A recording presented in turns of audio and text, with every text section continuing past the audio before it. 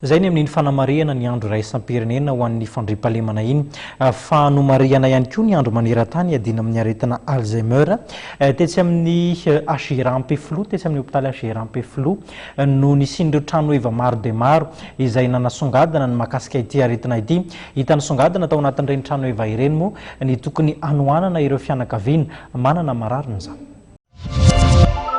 No mariana androany 1 septambra ny andro maneran-tany adina amin'ny Alzheimer.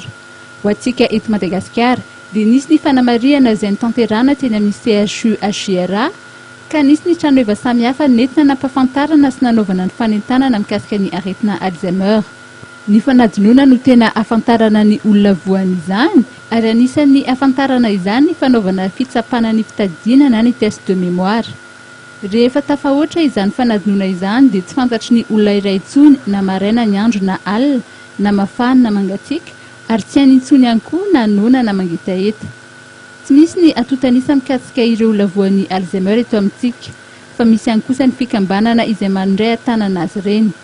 Anisan'izany ny ONG Madagascar Alzheimer Masoandro Mody izay ahitana mpikambana 12. Nambaran'ny filohan'ity fikambanana ity izay nandray anjara tamin'ny hetsika teny amin'ny HIRA androany fa tsy azo tsaboana ny Alzheimer. Soroana azy dia tsy misy afa-tsy ny toetra irery.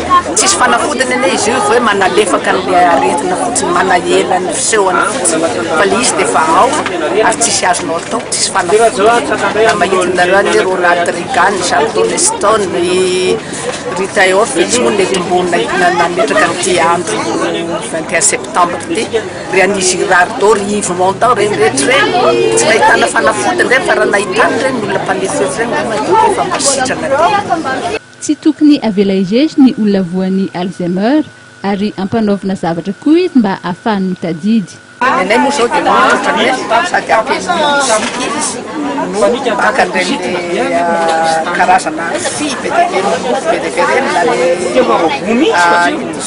natapadamba amin'ny mofo be dia be reny dia asaina vahany fotsiny dia ny zavatra anankiray tena tedavitra efa vita dia zay no tena ilainy zay satria ohatra mampiverina tapitra ny saina ay izany tena misy na tena mbola mavita zavatra na mety na tsy izay foana tanjona omena tao omena zavatra tao fa afaka zavatra indray afaka miodina zavatra hafa na ohatra araka hoe atao mivatika le tsy manina mihitsy zany misy mamaky mivatika fa tsy olana mihitsy zany.